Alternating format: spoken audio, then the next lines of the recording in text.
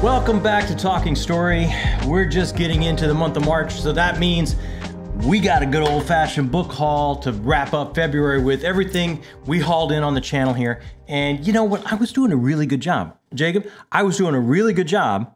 With what? Not going crazy and just going into a buying frenzy and getting tons and tons and tons of books. Well, you do tend to do that. For the month of February. I was bad. doing really, really well. I was thinking we might not even have a book haul.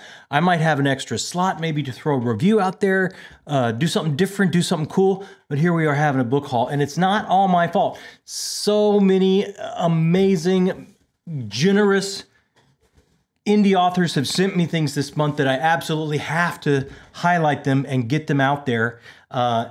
And thank them most profusely for it. So we ended up the month of February with 17 books, and I had no plans for anything like that. Is that more than you've ever had in a book haul? No, we've had 21, 22.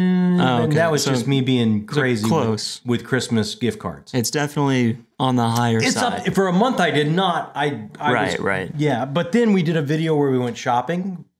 I can't, look, there's no way I'm walking into a bookstore and walking out without a few. Well, you found some pretty good ones. We found some great deals. If you haven't seen that, we'll throw a link maybe. Check that video out. Yeah, I can put a link up. That was a good time. Jacob and I had a great time, a great day out hitting bookstores. But I'm going to do what I couldn't stop myself from buying first. And then I'm going to go into and profusely thank you amazing indie authors that were generous and giving of spirit to send me something. I absolutely am going to try and get to every bit of it. I am very much backlogged, but the sheer minimum I can do is to highlight them right now and get the books out there and maybe stir some interest up until I can find a time to squeeze them into my TBR. Right? So, Jacob? Yeah. I want you to shout out any of these you want to read. You shout out because I know I'm backed up with all the Red Rising books you just gave me. You're getting to be a reading demon. No, I am not. My reading material is backed up for the next 10 years. You're still 2 books in. I'm still 2 books in, and I'm not much further than I was than last we talked. I'm still just a slightly over halfway through Golden Sun. Haven't made up much ground. So, but I'm selling. Shout out if you see something. I'll do my best. He's not going to shout out. Okay, this first one, I had to bring this in, talking to Dr. Philip Chase, talking to so many people out there. Robin Hobb is at their very top of the top list. I know Josh at Red Fury. So many of you put her like at #1. And I was thinking, oh, The Realm of the Elderlings, that's a lot of books. That's a lot of books. So can I start that before I finish the Cosmere catch-up? Shouldn't I try and keep it just one maxi series at a time? But then I believe Dr. Chase and some others told me, you know what? You really need to treat it like trilogies. It's just a trilogy. Just line up 3 months worth, 1 book a month, and then you can have a nice long break between. It's not like you're getting into another massive series.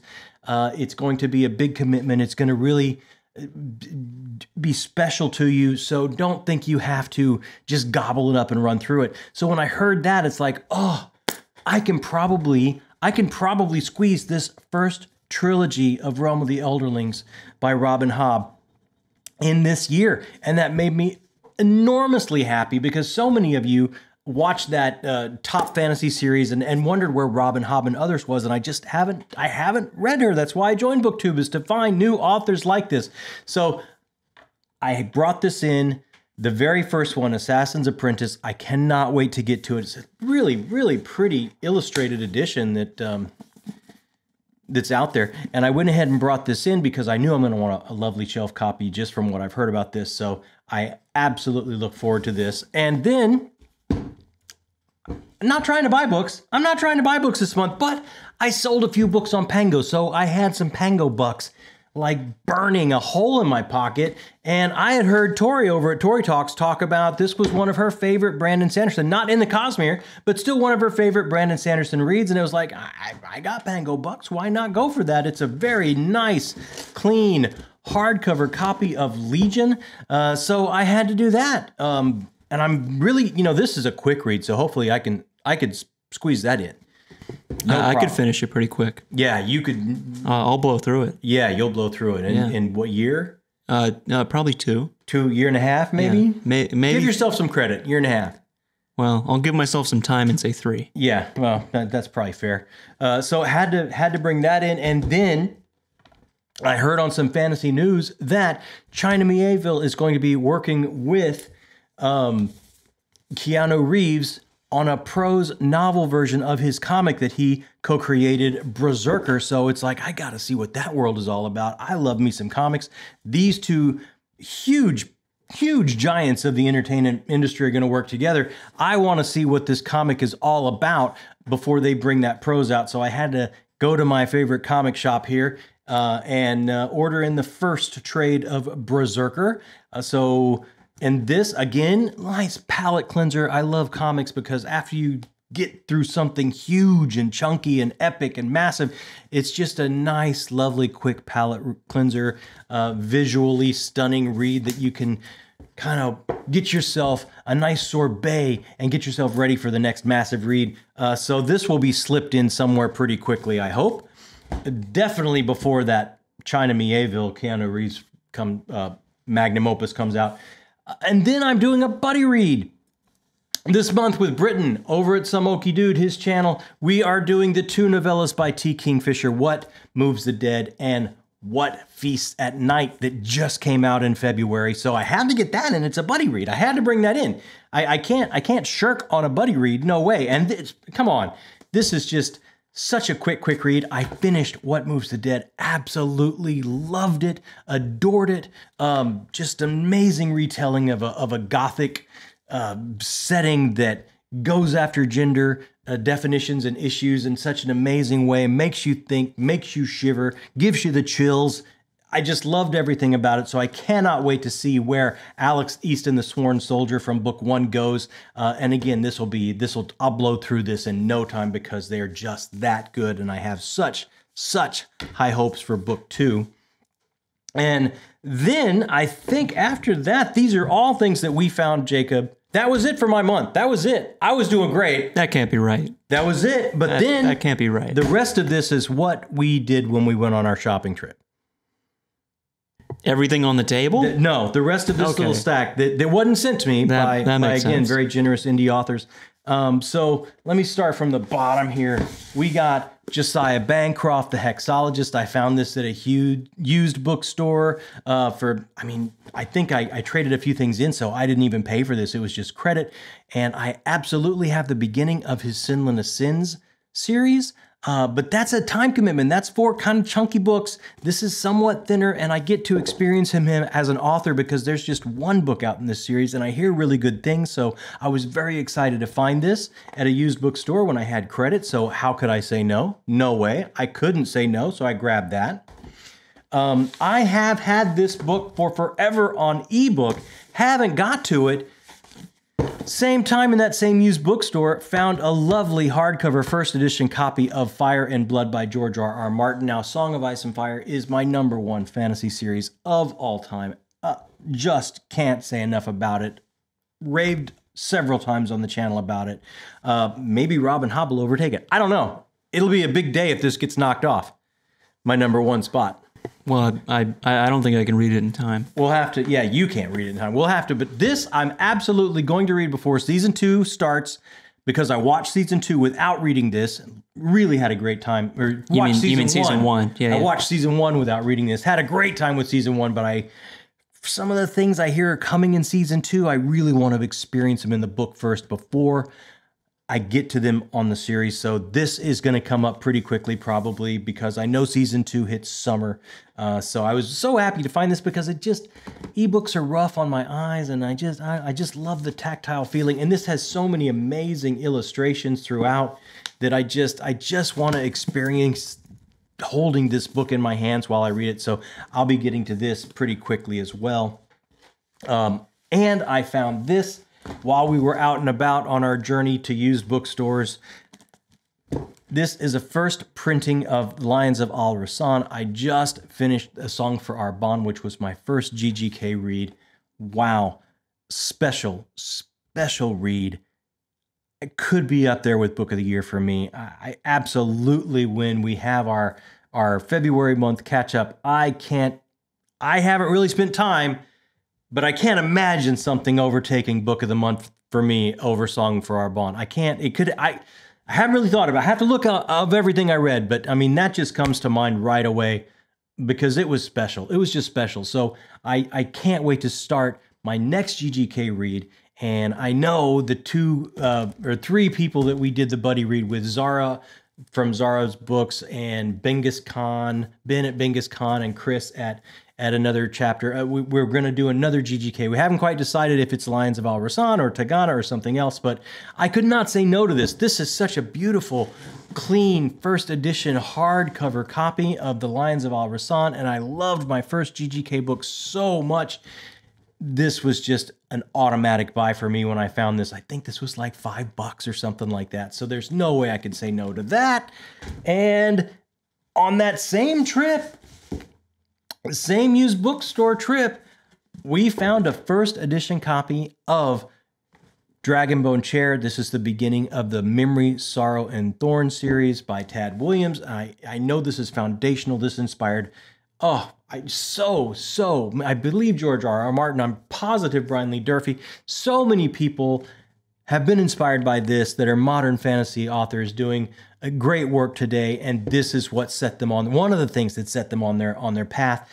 So I've been dying to get to it. I hear so many of you love it and put it on your best of list. Patrick especially, most recently. So when I saw this really nice first edition hardcover from Da for $12, and then it was half off, $6 for this.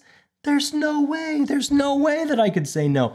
I had to grab that. And then, since we were in the big city, we just had to hit Barnes & Noble. And like I say, I can't come out of a bookstore without something.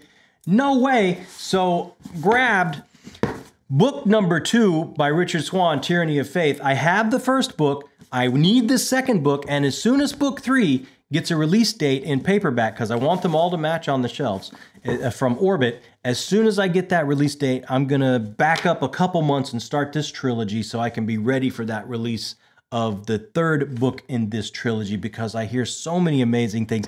I hear a few mixed things about book 3, but I still, legal drama, epic fantasy, Lovecraftian ooginess, like it sounds like it was just written for me. I can't wait to start it. So as soon as I hear about that release date for book 3 in paperback, I'm going to be jumping on board this series. So I had to get book 2. I got to be ready.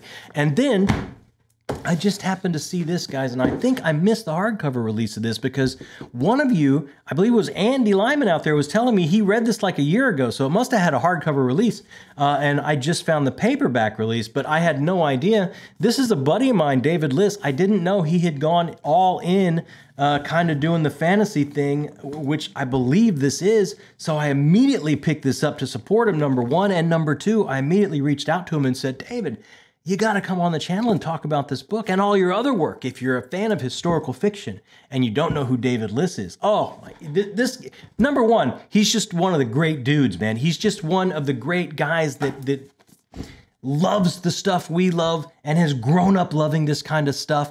And to see him now stretch his wings and leave the historical fiction realm a little bit. I know he's been writing a younger person's science fiction series.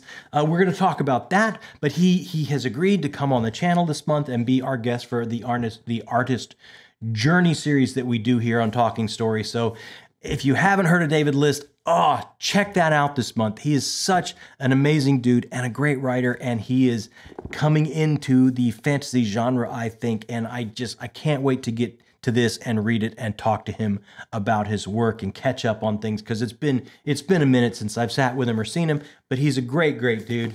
So how could I not get that? And we're going to get an interview from Mr. Liss with it, so that's a big win, right? I think so. Absolutely. So then, look at this stack still left to go. This is just amazingness. You guys, and I am so happy that I have discovered the indie movement, the indie publishing movement, because you guys waking up every morning and putting the work in, because to look at yourselves in the mirror at night and think that I didn't write today, I didn't create today, and me looking at my reflection, that's not who I am. I got to get out there. I got to create. I got to make something. It's just such an amazing movement, and the quality of it and the stories being told get to push the boundaries, because some of these stories don't necessarily fit just in the trad publishing world. They can't put it right into a marketeer's box and know exactly what shelf to put it on or what to do with it, I've found. So it's sometimes some boundary pushing, genre blending, truly amazing stories going on here. And I cannot thank all of you enough for sending this to me. And I want to go through them, and I want to highlight each and every one of them. Number one, Caden Love. I have been talking with him back and forth on Twitter for a while. This sounds amazing. This sounds organ transplant, magic, child abuse on a vineyard. I'm all in on this. I got to see exactly what is going on with this story, and Caden was so nice to send me this copy, and I'm going to get to it as soon as possible. I really want to read this. Hopefully I get to it this year, Caden. But check this out. Caden Love is a great presence on Twitter, great presence on Fantasy BookTube. He's kind of around in comments and stuff, and always a positive person.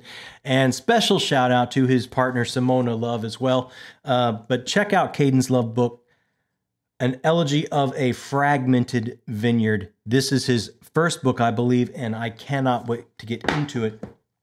And then Michael R. Miller was just so kind to send me a hardcover of some novellas that kind of dovetail and go into his series that he's self-published, the not only the Songs of Chaos series, but his other Dragon Rider series. And this is the Last Stand of the Stone Fist. And look at that. Gorgeous cover. And just so touched. Michael, and still, to this day, Michael is, for me, the owner of the Brave Soul Award. He was my first interview ever. This guy, pretty successful, very successful, I would say, in the indie published scene, and had no idea what my interviews would be like. Had no idea who is this doofus, and he was so generous with his time and so gracious to talk to me and agree to come to be my very first guest, and I will always remember that. And I'm getting back to Songs of Chaos. I think I'm getting back to it like 3 months from now. I do one indie read a month, minimum, and I'm trying to go back and forth of people I've read that I'm in their series and people I have not read, so I can kind of get taste and flavors from all different authors out there in the sphere as much as I can. But I am coming back to Song of Chaos this year, so this was very well appreciated because I am already deep into this series and it's so much fun. Then Dennis Myers sent me the first book of his series, Final Assembly, Rise of the Automated Empire. This just looks like some kind of cyberpunk angel madness. Like, there's a lot going on that cover that really speaks to me. I find that really to be a gorgeous cover. So I'm very excited to give this a try. I kind of dig cyberpunk if it's done right, or I find it done right, appealing for myself. So he was so kind to just send this out of the blue to me. I absolutely appreciate it.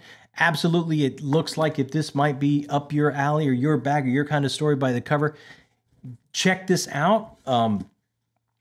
Thank you so much, Dennis. And then I got a huge box from Thomas Prestopnik. I hope I'm saying that right, Thomas. Prestopnik. And first of all, an amazing, lovely letter he wrote to me, and I really, really can't thank him enough. And I've got some bookmarks here, and it looks like he's got his own channel as well, and I haven't checked it out yet, but I'm absolutely going to check it out. The YouTube channel of The Walking Writer sounds like he's kind of doing like a little bit of a... Hold it a little bit further back to your face so it's in focus. There you go. Okay. Yeah, sounds like he's doing a little bit of the Jack Kerouac thing, like traveling around or something. Like, I'm absolutely going to check out that channel because it sounds cool. But he sent me this book, The Dream Trail, I guess, of his travels. And I'm so thankful for that. And then, put that letter right there because I don't want to lose it. He sent me his entire trilogy of epic fantasy Nicholas Raven fantasy. It's, let's see, Nicholas Raven and the Wizard's Web is volume 1. And volume 2 is, I guess it's the same name. It's just volume 2. So all 3 of these are Nicholas Raven and the Wizard's Web, volume 1, 2, and 3. But I mean, check this out. That is some epic scope right there. Like, that is an amazing tome, and I'm really actually very interested to find out what's going on in these books. And if any of you out there in comments can hit me up if you've read this or tried this or know of this or know what I can expect, hit me up because I'm actually very, very interested. I know I read the letter and I kind of have an idea, but I'd love to know what some other folks think about it. But he was so kind to send me a box actually of all these to try out, and I cannot thank him enough. It was just so kind and so generous, and I'm absolutely going to check the channel out right away as soon as I possibly can and get to these books when I possibly can. But thank you so much for Nicholas Raven and the Wizard's Web, as well as the Dream Trail. So there we go. That, my friends, is February's haul. And that, I mean, that's not a small haul. That's a lot. That's quite a bit. We're gonna have to find shelf space. No, you're pretty much out behind you. You're gonna have to build some more shelves. I didn't build that behind you. Yes, you did. Oh yeah, I did. Yeah. So that's what I'm saying. Well, I'm not building any more. Well, you're gonna have to build some more shelves. Look at this. We'll get Jacob to build. You're going to look like a crazy person just having books stacked on the floor all around you. That's true. I am going to start to look like a book hoarder. Thank you guys so much for spending some time with us. Let us know what you think of the haul. Let us know what you brought in February. Let us know what you're looking forward to. Comments are everything here on the channel. It's the whole reason we started the channel, was to hang out, talk with you, talk with some people that love books, love our kind of books as much as we do, and find a peer group. And just, it's meant everything to me. It has been so magical and changed my life so much, I can't even tell you. So I will answer comments right away. I absolutely love them. Hit me up there. And hey, while you're down there, that little thumbs up button, hit that. It helps everything we do. It helps new people find us, or old people, if they've lost us, it helps them find us again. And you know, you wouldn't lose us if just while you're down there, you hit that subscribe button. It's crazy simple. It's just one click. It takes no time at all. And it feels good when you do it. It feels right when you do that, so you can find us again and hang out and talk about books. So what was your haul like for the month of February? What are you logging in? What are you stacking up at your house that you can't wait to get into? Is it Robin Hobb? What of this stacker you can't wait for me to get to? Tell me, oh, John, drop everything and start that Robin Hobb right now. Or Memory, Sorrow, and Thorn. Or Fire and Blood. If you haven't, I can't believe you're a Song of Ice and Fire fan and you haven't done that yet. You have to do that. Stop everything else. Give me that kind of input. I absolutely love it. It just thrills me. It makes me want to read even more. And thank you. I can never thank you guys enough. If you just stop by to see like what kind of books we brought in on a February, hey, that means you're book people. And in my book, that makes you the best people. My name is John Minton, and this has been Talking Story.